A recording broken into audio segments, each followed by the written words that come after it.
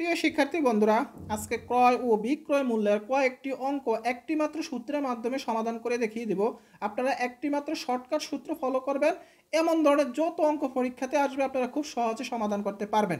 এখানে প্রশ্নে লেখা আছে, দেখেন, একটি মোটর সাইকেল 12% ক্ষতিতে বিক্রি করা হলো। যদি বিক্রয় মূল্য 1200 টাকা বেশি হতো তাহলে 8% লাভ হতো। মোটর সাইকেলের ক্রয় মূল্য কত? এখানে দেখেন ক্রয় মূল্য জানতে চাওয়া হয়েছে। 40তম বিসিএস পরীক্ষাতে আসছে, তার মানে খুবই গুরুত্বপূর্ণ প্রশ্ন। এই প্রশ্নগুলো যে কোনো নিবন্ধন, প্রাইমারি, প্রিলি বা বিসিএস যে কোনো ধরনের পরীক্ষাতে আসে। যেহেতু খুবই গুরুত্বপূর্ণ একটি প্রশ্ন, সেহেতু আমরা এমনভাবে মনে রাখতে হবে যেভাবে আমরা পরীক্ষাতে আসলে খুব সহজে সমাধান করতে পারি। এখানে একটা বিষয় খেয়াল করবেন, এখানে লেখা আছে যদি বিক্রয় মূল্য 1200 টাকা বেশি হতো। এই দেখেন এখানে একটা পার্সেন্টেজ দেওয়া আছে কি সাইকেলটি ক্ষতিতে বিক্রি করছে, আর একটা পার্সেন্টেজ দেওয়া আছে কি যদি বেশি হতো তাহলে এত পার্সেন্ট লাভ হতো, এবং এখানে ক্রয় মূল্য জানতে চাওয়া হয়েছে। এমন ধরনের প্রশ্ন আসা মাত্র আপনারা খুব সহজে এভাবে সমাধান করবেন। যদি ক্রয় মূল্য জানতে চাওয়া হয়, এখানে ক্রয় মূল্য যদি জানতে চাওয়া হয়, যে এখানে ক্রয় মূল্য জানতে চাওয়া হলে আপনারা যেই শর্টকাটটা ফলো করবেন সেটা হলো, এই যে এখানে একটা হলো 12% ক্ষতিতে, আরেকটা হলো যদি এত টাকা বেশি বিক্রি করতো তাহলে এত পার্সেন্ট লাভ হতো। এই যে দুইটা পার্সেন্টেজ, একটা হলো 12% দেওয়া আছে, আরেকটা হলো 8% দেওয়া আছে। এই যে দুইটা পার্সেন্টেজ, যে দুইটা পার্সেন্টেজ দেওয়া থাকবে, এই দুইটা পার্সেন্টেজকে আপনারা যোগ করে নিচে বসাবেন সবসময়। এখানে 8 আর 12 মানে 20, তার মানে 20কে আপনারা নিচে বসাবেন, আর উপরে হবে সবসময় বিক্রয় মূল্য যদি এত টাকা বেশি হতো, মানে যেই টাকাটা বেশিতে বিক্রি করলে আপনার লাভটা হতো সেই টাকাটা সবসময় উপরে হবে ইন্টু 100। যেহেতু এখানে ক্রয় এবং বিক্রয়ের মূল্যের পার্সেন্টেজের অঙ্ক, সেহেতু ইন্টু 100 হবে। তাহলে 1200 ইন্টু 100, এবার কাটাকাটি করেন, আপনারা খুব সহজে ক্রয় মূল্যটা পেয়ে যাবেন।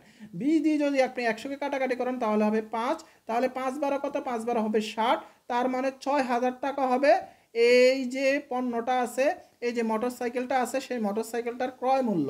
আপনারা এইভাবে এইরকম একটা শর্টকাট টেকনিক ফলো করে যে কোনো ধরনের এমন পরীক্ষাতে প্রশ্ন আসা মাত্রই আপনারা সমাধান করতে পারবেন।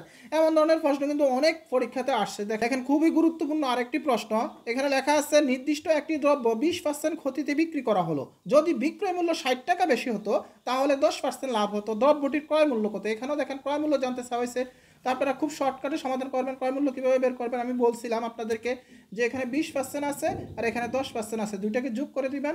এখানে 30 নিচে নিয়ে আসবেন, আর উপরে এখানে বলছে 60 টাকা যদি বেশি হতো তাহলে 60 ইন্টু, যেহেতু এখানে পার্সেন্টেজের অঙ্ক 100, তাহলে এবার কাটাকাটি করেন, 30 দিয়ে 60কে কাটাকাটি করলে হয় 2, তাহলে 2 100 কত? 200।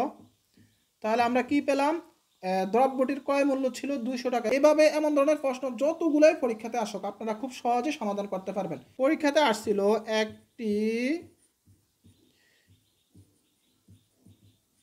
একটি ছাগল 10% ক্ষতিতে বিক্রি করা হলো। যদি বিক্রয় মূল্য 450 টাকা বেশি হতো তাহলে 5% লাভ হতো। 5% লাভ হতো, তাহলে ছাগলটির ক্রয় মূল্য কত এখানে জিজ্ঞাসা করছে। এখানে 10% দেওয়া আছে, এখানে 5% দেওয়া আছে, দুইটা যোগ করেন 15। এবার বলছে যদি বিক্রয় মূল্য 450 টাকা বেশি হতো তাহলে 450 ইন্টু পার্সেন্টেজের জন্য 100, কাটাকাটি করেন, সমাধান চলে আসবে। 15 দিয়ে যদি আপনি 450কে কাটাকাটি করেন তাহলে হবে কত? 30। 30 দিয়ে 100কে গুণ করেন, 3000 টাকা, তার মানে ছাগলটির ক্রয় মূল্য ছিল 3000 টাকা। আপনারা খুব সহজে এইভাবে যে কোনো ধরনের প্রশ্ন পরীক্ষাতে আসা মাত্র আপনারা খুব সহজে সমাধান করতে পারবেন। এখন আমি যদি আপনাদেরকে কোশ্চেন করি, একটি ছাগল 20% ক্ষতিতে বিক্রি করা হলো। যদি বিক্রয় মূল্য 450 টাকা বেশি হতো তাহলে 5% লাভ হতো। তাহলে ছাগলটির ক্রয় মূল্য কত? অবশ্যই কমেন্টে জানিয়ে যাবেন।